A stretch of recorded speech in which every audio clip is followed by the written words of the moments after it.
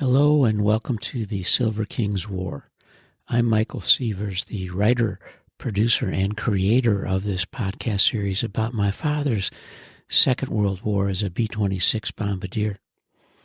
Today we begin the King's writings, known as Dearest Ones, from November of 1944 as his war grows closer. He writes to his family on November 1st, 1944, Dearest Ones. It was indeed a grand and glorious day for lucky me. I received 3 letters from you and 1 from Leona. As far as mail is concerned, it's the best day I've had. You can't imagine how much it means to hear from you and to know you're well. Please accept my humble thanks for being ever so kind. The letters were written to my old APO on September 20th and 26th and October 5th. The one from Leona was mailed September 21st. I suppose once you begin using my permanent APO, they will get here much sooner. Thanks for forwarding Bill's letter. The funny part about it is that I ran into him the very day after he mailed it. Now you know he is only a few miles from here, and I expect to see him soon. I'm sorry as I can be that there was such a long time before hearing from me. You should have received my cable long before October 4th. At least the fellow who took it from me promised it would get there in only a few days. During the previous days, I was en route and I couldn't write. I didn't write more while still in the States because I was kept busy the majority of the time, while during the other times I was having a hell of a good time. Please forgive me if I caused you any worry. Since being here in the group, I've written every day. By now you should be receiving them and answering them. Leona writes that she was expecting you in Chicago this month. Therefore, I presume you're there now. However, I shall continue writing home in hopes that Ida will forward them to you. I can imagine what excitement there will be when the little one arrives. This war is surely making me miss out on a lot of fun. I sincerely pray all goes well, and I shall be anxiously awaiting the good news. I also received the Emmanuel Bulletin today with the membership card enclosed. I presume you have made me a member. Thanks ever so much for doing it for me. I am regretful to say I haven't been to temple or services since I was home last. Jewish chaplains are few and far between over here. I can't remember last when I did see one. Also, thanks for sending me candy. God only knows when it will arrive, but I sincerely appreciate your sweet thoughtfulness.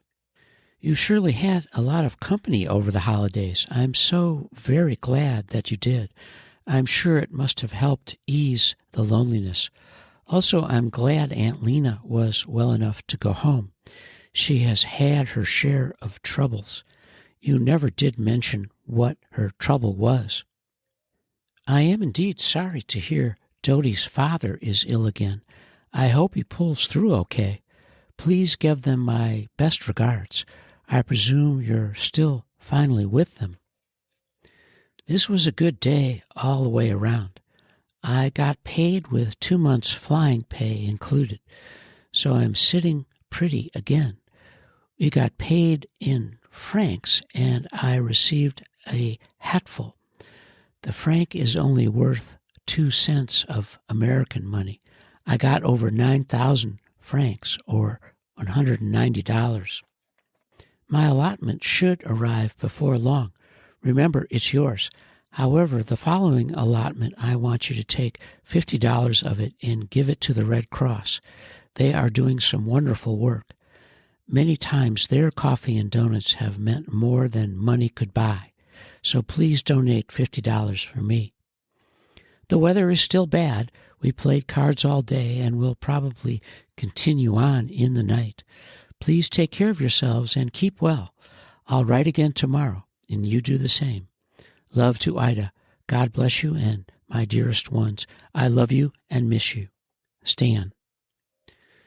Stanley is happy to share that he's getting paid and getting his flying allotment, and he's effusive in his praise of the Red Cross and their coffee and donuts as he writes to his family on November 2nd, 1944.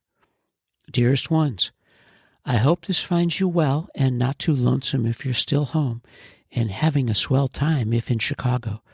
There wasn't any mail for me today, but I can't complain after receiving 3 yesterday.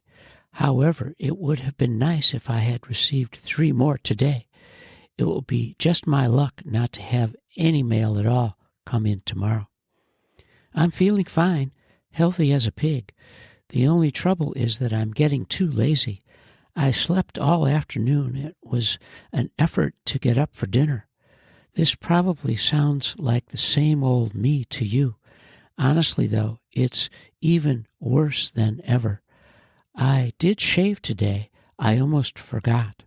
It's getting so that I even look forward to shaving with want of something to do. The weather is still the same. I never knew it could be so consistent. There was quite a bit of excitement late last night. The second lieutenant who was here when we arrived received his promotion to first.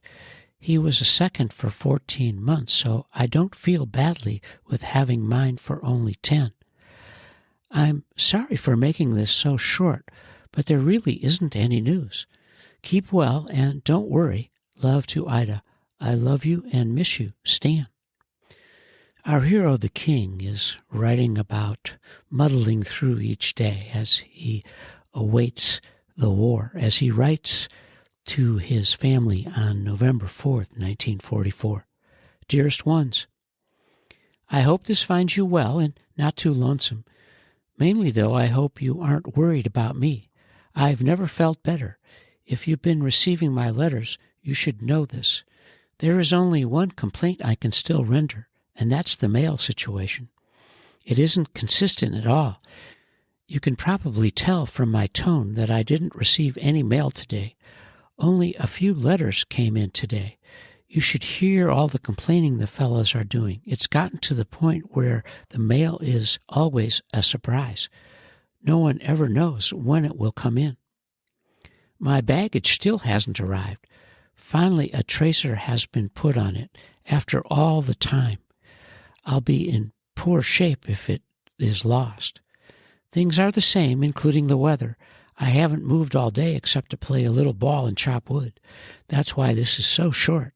There isn't a damn thing to write about. It surely is easier to write when I have a letter to answer. We'll write you again tomorrow. Please keep well and keep writing. Love to Ida. I love you and miss you, Stan. Occasionally, the Silver King writes more than one letter a day, and he did on November 4th, 1944. This is his second letter home. Dearest Ones, received your letter of October 10 today. Needless to tell you how happy it made me. Evidently, you had written me acknowledging receipt of my letter, although I haven't received it as yet. You should have received more than one. I can't remember exactly how many I wrote you from England. However, I'm positive it was more than one besides a cablegram. The censor probably delayed the others. Still, I wish you had given me the dates of my letter. I'm terribly sorry if I worried you. Honestly, it was not intentional. I wrote at every opportunity I had. You must remember I was traveling most of the time. It took me 2 weeks to reach this place. I was still on the road at the time of your writing. This is a long way from the States. Don't expect too much from the mail. Thank God you're well. It's always such a relief to know that. Mother, knowing definitely you're in Chicago now, I shall continue writing home regardless. You may be back by the time this reaches you there. If not, I'm sure Dad and Ida will forward it to you. I'm very anxious to know what the stork brought and how Leona is. Please be sure to write me all about it. I can imagine what a grand and glorious time will be had by all. I also received a letter and membership card from the YMHA, authorizing me as a member for 6 months after my discharge.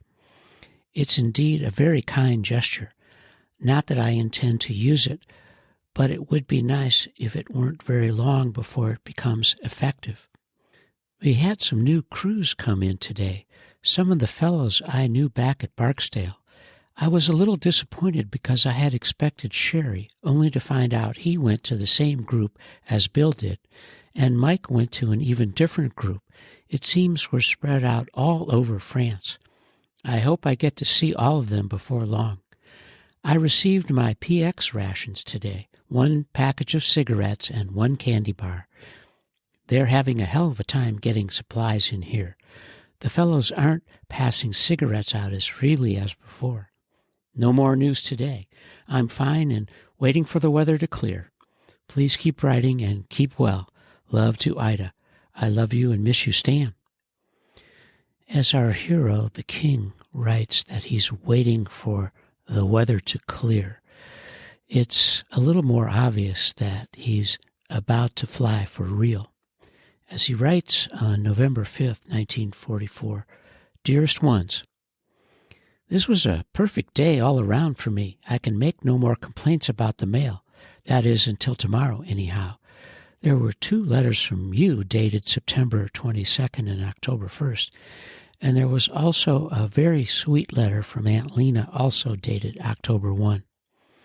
It's really grand to know you're well. I could never thank you enough for writing so often. Believe me, I appreciate it from the bottom of my heart. I'm glad you did receive my cable. I knew you would be relieved to know I arrived safely. For a while, though, I was afraid it hadn't been delivered. But of course, that's due to the fashion in which your letters are arriving. I've never seen such a screwed-up affair. It seems to be a miracle that I'm receiving any mail at all. I'm glad Aunt Lena is better, only hope she stays well. Well, I saw Germany for the first time today. I flew my first mission. It was as thrilling as I had expected. Frankly, though, there was nothing to it. I didn't see any fighters or any action at all. We dropped our load without any trouble at all. In fact, it was just like a mission back at Barksdale. When we got back, the Red Cross was waiting with coffee and donuts. They are certainly doing a marvelous job. We also were given a shot of cognac by the group. They do things upright over here. I'm glad you've sent me some boxes. I should have known you wouldn't forget me. Well, thank you for them when and if they arrive. Regardless, though, I'm forced to make more requests. I wish you would send me some canned foods of some kind with crackers, cookies, and candy. One of the fellows received a box like that, and it surely tastes good before we go to bed at night. I would appreciate it if you do. That's about it for now. I'm feeling fine. We'll write you again tomorrow. By the way, I don't think I told you that I am in the 9th Air Force. Keep well. Keep writing. Love to Ida. I love you and miss you, Stan. Now, as Stanley writes, we know his war is for real. And it is a fashion so typical for him, he buries the lead deep in his letter. Just a matter of fact, well, I saw Germany for the first time today. He writes to his family on November 6th and 7th, 1944. Dearest Ones, this is another double-dated letter. I didn't write yesterday as I had run out of stamps and was unable to secure any. I did manage to get a few today. Stamps and stationery are terribly scarce around here. If you haven't done so already, I do wish you would send me some. I didn't hear from you yesterday. However, today the Lady Luck shined upon me, and I received 2 very sweet letters, dated October 1 and 3. I had thought by this time your letters to this APO would be coming in, but as long as they just keep coming to the old one, I can't complain. I'm so glad that Aunt Lena is okay. According to the doctor, surely has to calm down. I'm wondering if she has the willpower to do as he says. I certainly hope so. I shall write her one of these days, real soon. I wish you had sent me the pictures taken in Colombia. You know I haven't even a snapshot of you, and I would love to have them. Please enclose them in your next letter. I spent a very quiet day, although we did have a movie this afternoon. It came as quite a surprise, and we all enjoyed it. It's been raining again. The mud is almost up to the knees now. I'm still waiting anxiously to hear the news about Leona. I sincerely pray all went well and Richie's got his little sister. No more news for now. Keep well and keep writing. Love to Ida. I love you and miss you, Stan. Stanley continues to convey an amazing amount of compassion as a young man for his family, and I know that Aunt Lena was one of his favorites. He writes to his family on November 10th, 1944, Dearest Ones, forgive me for not writing the last few days. The delay was due to the stamp situation again. I'm having a hell of a time trying to buy them. They are precious around here. I can only get a few when they are available. I do hope you didn't worry. I'm feeling great and living very comfortably. We haven't had any mail come in for a couple of days now. I'm sure you've been writing. I can't imagine what's holding it up. The supply train must be in bad shape when the mail can't even get through. I hope it isn't that slow in reaching you. Not much has happened since I wrote you last. I have 2 missions in now. On the last one, it was only cold that bothered me. The thermometer was reading minus 20 degrees. Believe me, that's cold. It's gotten very cold on the ground also. Today was probably the coldest day we've had so far. All afternoon we were chopping wood in order to not run out. It's much too cold for that. I also received my PX rations this afternoon. They are getting worse instead of better by the week. There were no cigarettes at all, only candy bars. The smoking situation is so bad, we've resorted to smoking German cigars. The Germans were thoughtful enough to leave them behind. I'm waiting anxiously to hear from Chicago. How I wish I could have been there to join you in all the celebration. I'm sure you must have had a grand time. I sincerely pray all went well and that Leona and baby are doing okay. Please write me everything. Hope you're well and taking care of yourselves. Winter must be settling in there too. Please write as often as you can. Don't worry. Love to Ida. I love you and miss you, Stan.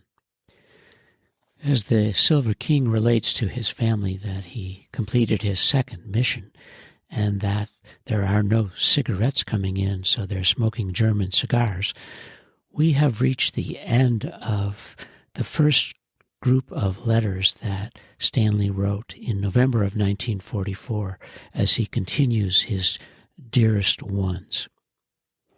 And you are listening to the Silver King's War.